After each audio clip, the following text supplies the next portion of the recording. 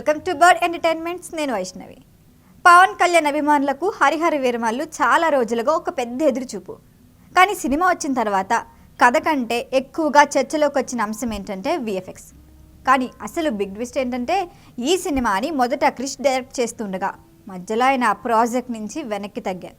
ఓ ఇంటర్వ్యూలోనే director జ్యోతి కృష్ణ ఎందుకో చెప్పారు, ఇది మేము మొదటి నుంచి టుగెదర్ ప్లాన్ చేసిన ప్రాజెక్టే. అసలు కథకు మెయిన్ పాయింట్ కోహినూర్ అనే మణి.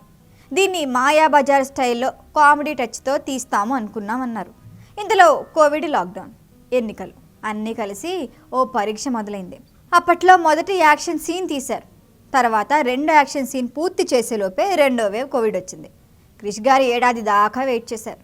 కానీ అప్పటికే ఆయనకి ఓకే చేసిన ఇంకొన్ని ప్రాజెక్టులు ఉండటంతో ఆయన వదిలేయాల్సి వచ్చింది. అక్కడే జ్యోతి కృష్ణకి ఛాన్స్ వచ్చింది. పవన్ కళ్యాణ్తో కథని మరొకసారి చర్చించి 2 పార్ట్లుగా ప్లాన్ చేద్దామని చెప్పారు. దీనికి పవన్ కూడా ఓకే అన్నారని, ఆయనకే దర్శకత్వ బాధ్యతలు కూడా అప్పగించారని చెప్పారు. ఇంకా విఎఫ్ఎక్స్ విషయంలో హరిహర వీరమల్లు 4399 CG షాట్స్ వాడారట.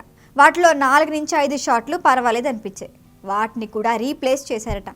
కానీ సోషల్ మీడియాలో ఆ 4-5 సీన్సే ఎక్కువ హైలైట్ చేసేస్తున్నారు. ఇదంతా చూస్తుంటే సినిమా మీద చాలా డెడికేషన్, లాంగ్ జర్నీ ఉంది అనిపిస్తుంది. ఒక్క సినిమా కోసం ఇన్ని సంవత్సరాలు పనిచేస్తే చిన్న చిన్న లోపాలు కూడా పెద్దదిగా కనిపించవచ్చు కదా.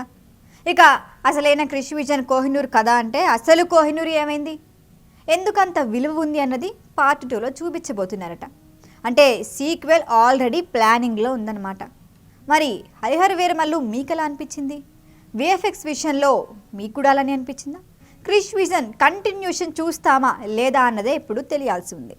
ఈ వీడియో కనుక మీకు నచ్చినట్టయితే లైక్ చేయండి, షేర్ చేయండి, సబ్స్క్రైబ్ చేయండి. అలాగే పక్కనే ఉన్న బెల్ ఐకాన్ని క్లిక్ చేయండి.